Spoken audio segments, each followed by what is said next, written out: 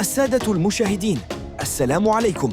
قناة دوري كورة تقدم لكم في هذا الفيديو جدول ترتيب الدوري المصري بعد مباريات اليوم الاثنين 5/5/2025. وفي البداية لا تنسى الاشتراك في القناة والإعجاب بالفيديو لمتابعة كل جديد.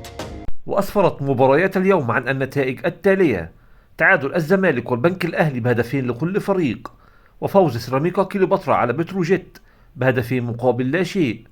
وبعد هذه النتائج يصبح ترتيب الدوري المصري كما يلي: بيراميدز في المركز الأول برصيد 47 نقطة، الأهلي في المركز الثاني برصيد 46 نقطة، الزمالك في المركز الثالث برصيد 40 نقطة، المصري في المركز الرابع برصيد 35 نقطة، البنك الأهلي في المركز الخامس برصيد 33 نقطة، سيراميكا كليوباترا في المركز السادس برصيد 30 نقطة، فاركو في المركز السابع برصيد 29 نقطة، بتروجيت في المركز الثامن برصيد 25 نقطة، حرس الحدود في المركز التاسع برصيد 22 نقطة.